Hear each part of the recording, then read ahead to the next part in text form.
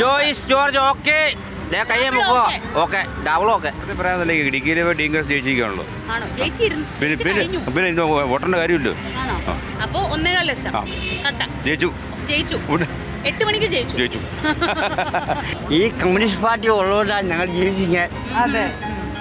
ഞാൻ 5 വർഷക്കാലം പാർലമെന്റ് അംഗമായി നടത്തിയിട്ടുള്ള പ്രവർത്തനങ്ങൾ, ആ പ്രവർത്തനങ്ങളുടെ ഭാഗമായി ഉണ്ടായിട്ടുള്ള മാറ്റം ഇതെല്ലാം ഈ തെരഞ്ഞെടുപ്പിൽ റിഫ്ലക്റ്റ് ചെയ്യും. വലിയ ഭൂരിപക്ഷത്തിൽ ജയിക്കും. ഇടതുപക്ഷ ജനാധിപത്യ മുന്നണി ഇടുക്കിയിൽ മത്സരിക്കുന്നത് അവരുടെ ചിഹ്നം സംരക്ഷിക്കാനും, ഞങ്ങൾ മത്സരിക്കുന്നത് രാജ്യത്തൊരു മതേതര ജനാധിപത്യ ഗവൺമെൻറ് ഉണ്ടാക്കാനും വേണ്ടിയിട്ടാണ്.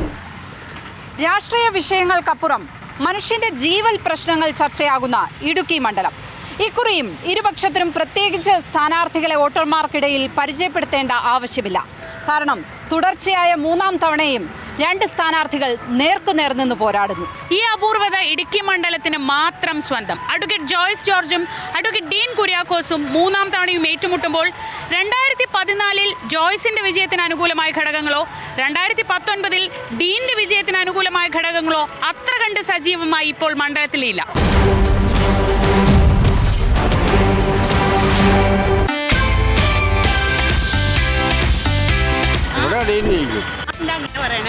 അതങ്ങനെ ലക്ഷണം. ഞങ്ങൾ ജോയ്സ് ജോർജിൻ്റെ കൂടെയാണ് നിൽക്കുന്നത്. ഈ പ്രാവശ്യം പാർട്ടി ചിഹ്നത്തിന് മത്സരിക്കുകയാണ്. ജയിക്കാൻ സാധ്യത ഉണ്ടെന്നുള്ളതാണ്. എന്നായാലും കട്ടക്കട്ട മത്സരമാണ് നടക്കുന്നത്. വിദേശി ജയിച്ചിട്ട് നമുക്ക് ഗുണം വരുള്ളൂ. മറ്റുള്ളവർ രണ്ടുപേരും മാറി മാറി ജയിച്ചിട്ടും ഇവിടെ ഒന്നും കിട്ടിയിട്ടില്ല. അപ്പോൾ എന്തെങ്കിലും ഒരു മാറ്റം വരണം, അതാണ് നല്ലത്. ഇത് രണ്ടുപേരെ എനിക്ക് പ്രതീക്ഷയില്ല. അപ്പോൾ ബിജെപിയോ? ബിജെപി ഇല്ല. ബിജെപി അല്ലാതെ വേറെ ആരെങ്കിലും അന്ന് കയറി വരാനുള്ള സാധ്യത കുറവാണ് ഇവിടെ. നമുക്ക് വേറൊരു മുന്നണി വരണം എന്നാണോ? അതെ, നല്ലൊരു മുന്നണി, ഒരു ആം ആദ്മി പാർട്ടി ലൈനിലൊരു സംഗതി വരണം. അതുപോലെ അല്ലെങ്കിൽ 2020 പോലെ എന്തെങ്കിലും കഴിവുള്ള, അല്ലാതെ ഇത്രയും നാളും ഭരിച്ച് ശീലിച്ച ആൾക്കാരായിരിക്കരുത്. ഇവിടെ ജയിക്കണമെന്ന് പറഞ്ഞാൽ കാലാകാലമായിട്ട് ജയിച്ചോണ്ടിരിക്കുന്ന UDF അല്ലേ? ഇടുക്കിയില്ല ജയിച്ച ഒന്നല്ലേ ജയിച്ചോളൂ. അത് അബദ്ധം പറ്റി ജയിച്ചല്ലേ? അത് ആൾക്കാർക്ക് അബദ്ധം പറ്റിപ്പോയി. അങ്ങനെ പറ്റിപ്പോയി. ഒരബദ്ധം ആർക്കും പറ്റൂലോ. അത് നിങ്ങൾക്കാണെങ്കിലും പറ്റൂലേ? അത്രേ ഉള്ളൂ. പിന്നെ ഇത്തവണ അതിന് ഒന്നോടെ ഭൂരിപക്ഷത്തിൽ എനിക്ക് നല്ല ഭരണമല്ലായിരുന്നു ഇത്തവണ. 5-5 10 കൊല്ലത്തെ ഭരണം. അതുകൊണ്ട് അല്ലേ ഉറപ്പാ. ജോയ്സ് ജോർജ് ഉറപ്പാ. 1.5 ലക്ഷം വോട്ടിന്റെ ഭൂരിപക്ഷത്തിന് അതല്ല എന്റെ പൊന്നു മോളെ, ഈ തവണ കളി മാറും. കാരണം വെച്ചാൽ പുള്ളി ഉപകാരം ചെയ്യണം. പക്ഷേ ഡീല് ഇവിടെ നമ്മളെ കാണാറില്ല. വീണ്ടും ചെയ്യുന്ന മറ്റൊരു കാര്യമുണ്ടോ? പൊന്നെ ആശാന പോ. ഡീല് വീടിനെ ഞങ്ങളെ കണ്ടിട്ടില്ല. ഡീലൊന്നുമില്ല. ഈ ജോയ്സ് ജോർജ് ഓക്കെ കയ്യെ മുക്കുക ഓക്കെ ഡബിൾ ഓക്കെ. പൊടി പിടിക്കുവാണോ? ആർക്കാ ഒരു മേൽക്കൈ പറയാൻ പറ്റില്ല. രണ്ടും ടൈറ്റാണോ? ഭയങ്കര ശക്തമാണല്ലേ? ശക്തമായ പോരാട്ടം. അട്ടിമറി പലയിടത്തുണ്ടാവും. കേരളം മൊത്തം. ഞാൻ പറയുന്ന ചേട്ടന്റെ ഒരു ഇഷ്ടം എവിടെയാ കിടക്കണേ? ഇഷ്ടം ഞാൻ ഇടത് വർഷത്തിന്റെ ആളാ. ഞാൻ CPM ചാവാൻ നടന്ന ആളാ. അത് വർഷങ്ങൾക്ക് മുമ്പ്, ഇപ്പൊ ഇവിടെ പറഞ്ഞതിന് മുമ്പ്. പിന്നെ ആര് ജയിച്ചു കഴിഞ്ഞാലും കാര്യമില്ല. കേന്ദ്രത്തിൽ ഇത്തവണയും നരേന്ദ്രമോദി NDA സഖ്യം തന്നെയാണ് അധികാരത്തിൽ വരുള്ളൂ. അപ്പോൾ ഇവിടുന്ന് ആര് ജയിച്ചു കഴിഞ്ഞാലും ചുമ്മാ അവിടെ പോയി ഇരിക്കാന്ന് മാത്രമേ. നമസ്കാരം. സിനിമയിൽ അഭിനയിക്കുന്ന ഒരു വ്യക്തിയാണ്.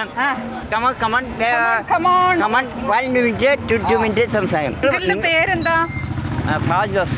പാവൻ ജോസ്. സിനിമയിൽ അഭിനയിക്കും. ഉണ്ട്. ആലമണ്ടൂരായിട്ട്. ആരായിട്ട്? അങ്കമാലി ജൂലിയ ഗ്രൂപ്പിലെ എല്ലാ നാടകത്തിലൊക്കെ നാടകത്തിലൊക്കെ ഉണ്ട്. അങ്കമാലി കണ്ടത് വലിയ സന്തോഷം. സഖാവ് ഒരു വീഡിയോ വെച്ച് തരാമോ?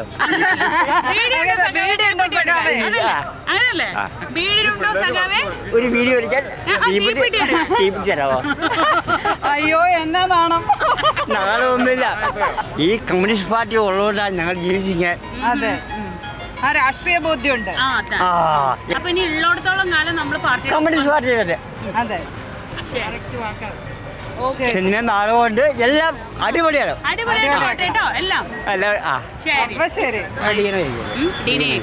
അതിനൊരു മാറ്റമില്ല. എന്താ ഡീനിന്റെ ഒരു ഗുണം എന്താ കാണുന്നത്? ഡീൻ എന്ന് പറഞ്ഞാൽ കുഴപ്പമില്ലാത്തൊരു സ്ഥാനാർത്ഥിയാണ്. നല്ലൊരു ഞങ്ങൾക്ക് ഇഷ്ടപ്പെട്ട സ്ഥാനാർത്ഥിയാണ്. കുറച്ചുകൂടി ഇടുക്കിക്ക് വേണ്ടി നന്നായിട്ട് പ്രവർത്തിക്കുന്ന ആളാണ്. അപ്പോൾ എല്ലാവർക്കും അറിയുകയും ചെയ്യാം. ജയിക്കുമെന്ന് പരിപൂർണ്ണമായിട്ട് വിശ്വസിക്കും. തീപടർന്നാടിയൊളിപ്പികൻ കാടതിൽ തീപടർത്തി വിപ്ലവച്ചു വന്നൊരഗ്നിജാലകൾ അലറിപ്പറഞ്ഞു ടെറസ്സുയേകാൻ നെഞ്ചിൻ്റെ കൂടു തകർക്കട്ടെ നിൻവെടി 1000 നാവുള്ള വിപ്ലവാദർശമായി അക്ഷതം വാർന്ന നിഴത്തുള്ളികൾ. ആണോ? എന്താ അങ്ങനെ പറയാൻ കാരണം? പുള്ളിയുടെ ഒരുപാട് നല്ല കാര്യങ്ങൾ ചെയ്തിട്ടുണ്ട്. മോഡി ഭരിക്കുകയാണെങ്കിൽ അതാ മെച്ചം. അത് ഭരണം നമുക്ക് കണ്ടറിയണം, അത് ആവശ്യമാണ്. ഇവർ രണ്ടു കൂട്ടം മാറി മാറി പഠിച്ചിട്ട് ഒരു പ്രത്യേക കാര്യം ഉണ്ടായില്ല. അപ്പോൾ ഞാൻ പറയുകയാണെങ്കിൽ മോഡി ഭരിക്കണം. ഞാൻ മോഡിക്ക് കൊടുക്കും. BJP കൊടുക്കും. LDFിന്റെ സ്ഥാനാർത്ഥി നല്ല കരുത്തറ്റ സ്ഥാനാർത്ഥിയാണ്. ചാൻസ് ഒന്നും പറയാൻ പറ്റില്ലാത്ത അവസ്ഥയാണ്. പറയാനല്ലേ ഇടുക്കിയിലെ ഡീൻഗ്രസ് ജയിച്ചിരിക്കുകയാണല്ലോ. പിന്നെ വോട്ടേണ്ട കാര്യമില്ലോ. 1.5 ലക്ഷം വോട്ട് ജയിച്ചിരിക്കുക. 1.5 ലക്ഷം ജയിച്ചു. 8 മണിക്ക് ജയിച്ചു. 20 UDF. വേറെ ഒന്നും പറയല്ല. ഞാൻ സിനിമ ഫീൽഡിൽ വർക്ക് ചെയ്യുന്ന ആളാണ്. സിനിമയിൽ അഭിനയിച്ചിട്ടുണ്ട്. പിന്നെ കല്യാണരാമനില് സെലിം കുമാറിനോട് ഊണയിക്കുമ്പോൾ ചോദിക്കുന്ന ചോദ്യമുണ്ടല്ലോ, പാചകക്കാരനാണോ? സെലിം കുമാർ കൗണ്ടർ പറയും, അല്ലടാ എറണാകുളം ജില്ലാ കളക്ടറാണ്. ഞാൻ പ്രൊഡ്യൂസറും കൂടിയിട്ടാ അഥർവം. എൻ്റെ അമ്മയുടെ ആങ്ങൾ പിടിച്ചോടെ. ഞാനൊരു പടം, സോണി പുള്ളിക്കോടെ, ഞാനൊരു പടം പിടിക്കുന്നു അടുത്ത മാസം. സോണി ചായം മേടിച്ച ടോമിച്ചൻ. ഒരു കാമുകയ്ക്ക് ഒരു തേപ്പ് കൊടുക്കില്ല. Real story. കഥയൊന്നും പറയണ്ട കേട്ടോ. ജീവിതത്തിൽ പിന്നെ പുതിയ തലമുറക്കാരെ പെണ്ണുങ്ങളെ സ്നേഹിക്കില്ല. അതാണ് എൻ്റെ. അതായത് കിട്ടിയതല്ല, ഞാൻ കഥ എഴുതിയത് റഷീദ് പാറക്കിലാണ്. അപ്പൊ പിന്നെ പറയേണ്ട ആവശ്യമില്ലല്ലോ. പിന്നെ ഇലക്ഷനിലെ ഇപ്പം 20 UDF പറഞ്ഞു. എന്തുകൊണ്ടാ ചേട്ടൻ അങ്ങനെ തോന്നാൻ കാരണം എന്താ? വിവരമുള്ളവര് കേരളത്തിലുള്ള കാരണം കൊണ്ട് വിവരമുള്ളവര് ചിന്തിക്കും. ഞാൻ പെൻഷൻ എടുത്തു മുന്നേ വരവാ. എടുത്തു.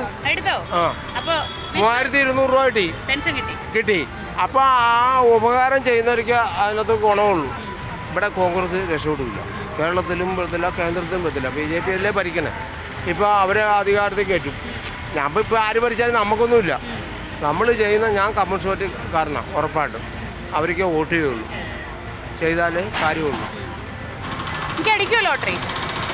അടിക്കട്ടെ. ഉറപ്പാണോ?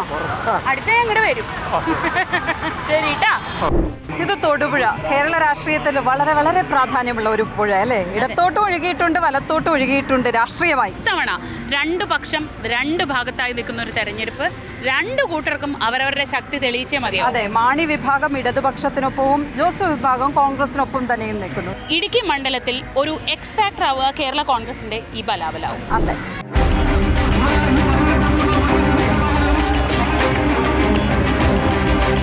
ഇടുക്കിയിലെ UDF സ്ഥാനാർത്ഥി ഡീൻ കുര്യാക്കോസ് അത്യാവശ്യം നമുക്ക് എത്തിപ്പിടിക്കാൻ പറ്റാത്ത ദൂരത്തായുണ്ട്. പകരം ഒരാളെ ഞങ്ങൾക്ക് മുന്നിൽ ഞങ്ങൾ അവതരിപ്പിക്കുന്നു ഏറ്റവും ഫയർ ബ്രാൻഡ് നേതാവ്. നമസ്കാരം. നമുക്കിങ്ങനെ മാറി മാറി വേറൊരു ചരിത്രമുണ്ട് ഇടുക്കിക്ക്.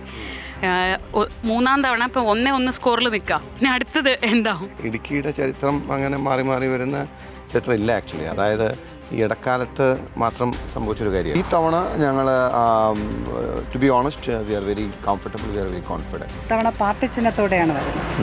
അപ്പോൾ അതെന്തെങ്കിലുമൊക്കെ തരത്തിൽ ഒരു ആശങ്ക ഉണ്ടാക്കുന്നുണ്ട്. അത് ആശങ്ക ഉണ്ടാക്കുന്നത് ജോസിന് തന്നെയായിരിക്കും. ഇടതുപക്ഷ ജനാധിപത്യ മുന്നണി ഇടുക്കിയിൽ മത്സരിക്കുന്നത് അവരുടെ ചിഹ്നം സംരക്ഷിക്കാനും, ഞങ്ങൾ മത്സരിക്കുന്നത് രാജ്യത്തൊരു മതേതര ജനാധിപത്യ ഗവൺമെൻറ് ഉണ്ടാക്കാനും വേണ്ടിയിട്ട്. അത് തിരിച്ചറിയാനുള്ള ബോധം അല്ലെങ്കിൽ അതിനുള്ളൊരു രാഷ്ട്രീയ വിവേകം ഇടുക്കിയിലെ ജനങ്ങൾക്കുണ്ട്. അരിവാൾ ചുറ്റിക നക്ഷത്രം എന്ന ചിഹ്നം ജോയ്സിന് വലിയൊരു ബാധ്യതയായിരിക്കും തെരഞ്ഞെടുപ്പ്. അതാണ് എൻ്റെ യാഥാർത്ഥ്യം. ഈ ഇടുക്കിയിലെ ഏറ്റവും എന്താ പറയുക ബുദ്ധിമുട്ടിക്കുന്ന പ്രശ്നം എന്ന് പറഞ്ഞാൽ ഒരു ഘട്ടത്തിൽ അത് ഗാഡ്ഗിലൊക്കെ ആയിരുന്നു. ഇപ്പോൾ അത് വന്യജീവി ആക്രമണവും മനുഷ്യന്മാർക്ക് ജീവിക്കാനുള്ള അവരുടെ ഒരു റൈറ്റും ഒക്കെ. ഈ ഇലക്ഷൻ പ്രചാരണത്തിൻ്റെ ഒരു തുടക്കത്തിലേക്കാണ് നിങ്ങൾ ആ വലിയ പ്രക്ഷോഭമായിട്ട് രംഗത്തെത്തി. അത് എത്ര കണ്ട് നിങ്ങൾ അവരുടെ കൂടെ ഉണ്ട് എന്നൊരു ഫീല് ജനങ്ങൾക്ക് കൊടുക്കാൻ പറ്റിയിട്ടുണ്ടോ? ഒരു മാസത്തിനിടയിൽ കോതമംഗലത്തിൻ്റെ പ്രാന്തപ്രദേശം 3 ജീവൻ നഷ്ടപ്പെട്ട പശ്ചാത്തലത്തിലാണ് ഞങ്ങൾ 4ാമത്തെ ജീവൻ നഷ്ടപ്പെടുന്ന സ്ഥിതി ഉണ്ടായപ്പോൾ ആ സമരം ചെയ്തത്. ഒരു ജനകീയ വിഷയത്തോട് ഇത്രയേറെ ധിക്കാരത്തോടും ധാർഷ്ട്യത്തോടും കൂടി സർക്കാർ പെരുമാറിയത് ഈ മേഖലയിലെ ജനങ്ങളുടെ മുഴുവൻ മനസ്സിനെ ഉറച്ചു. സർക്കാരിൻ്റെ വാശി എന്നെയോ ജില്ലാ കോൺഗ്രസ് കമ്മിറ്റിയുടെ അധ്യക്ഷനോ ഒരു ദിവസമെങ്കിലും ഒരു രാത്രിയെങ്കിലും അകത്തിടണം എന്നാഗ്രഹിച്ച് വൈരാഗ്യ ബുദ്ധിയോടുകൂടി ഞങ്ങളെ വേട്ടയാടുന്നത് ജനം കണ്ടാണ്. ഇതിൻ്റെയൊക്കെ വലിയ റിയാക്ഷൻ റിഫ്ലക്ഷൻ ഈ തെരഞ്ഞെടുപ്പിലുണ്ടാകും, ഒരു സംശയമില്ല.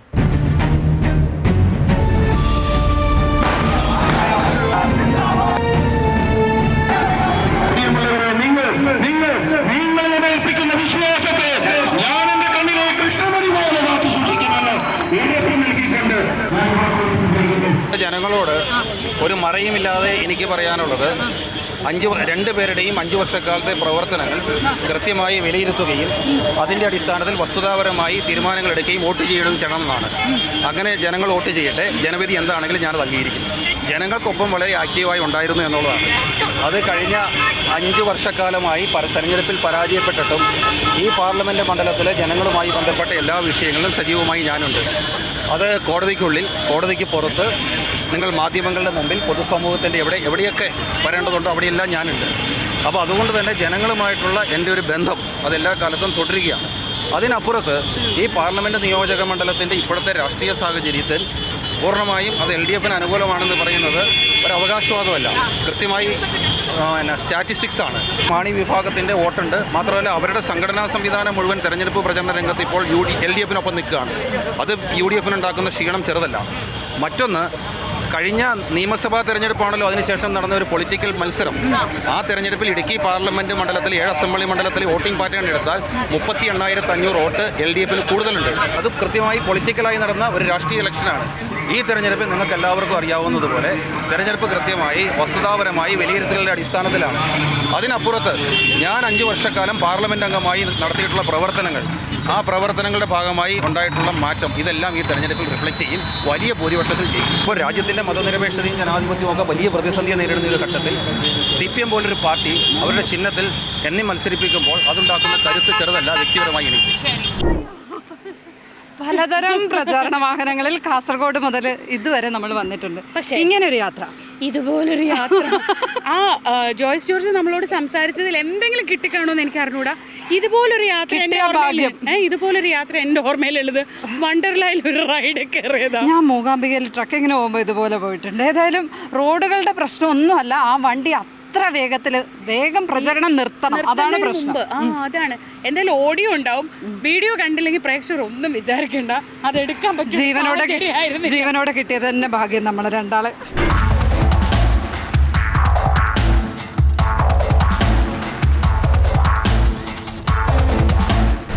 ഈ രണ്ടാളുകൾക്കും അവിടെ MP എന്നുള്ള നിലയിൽ, ജനപ്രതിനിധി എന്നുള്ള നിലയിൽ അവസരം ലഭിച്ചിരുന്നു. ഈ 2 പേരും ആ അവസരങ്ങൾ സമ്പൂർണ്ണമായി പരാജയപ്പെടുത്തി എന്നുള്ള അഭിപ്രായമാണ് ഞങ്ങൾക്കുള്ളത്. അതുകൊണ്ട് തന്നെ സംഗീത വിശ്വാസിനെ സംബന്ധിച്ചിടത്തോളം അങ്ങനെ ഒരു അവസരം അവിടെ ലഭിച്ചാൽ ആ ഇടുക്കി പാർലമെൻറ്റ് കോൺസ്റ്റിറ്റ്യുവൻസിയെ സംബന്ധിച്ചിടത്തോളം വലിയ വികസനങ്ങൾ നടക്കും എന്നുള്ള ഒരു പ്രതീക്ഷ, ആത്മവിശ്വാസം ഇടുക്കിയിലെ വോട്ടർമാരെ സംബന്ധിച്ചിടത്തോളം ഉണ്ട്. അത് പ്രചരണ രംഗത്ത് ദൃശ്യമാണ്.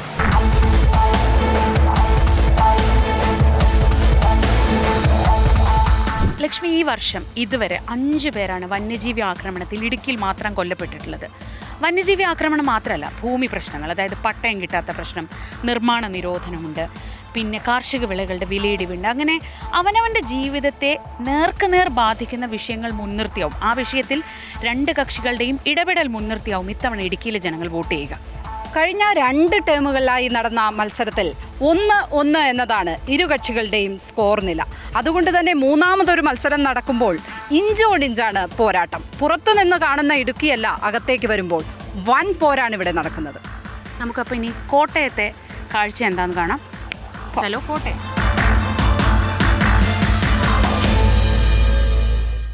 Ignite your career with Missile Women of India, Nurul Islam Center for Higher Education. Al Muqtadar Jewellers. 0% പണിക്കൂലി, 100% സന്തോഷം.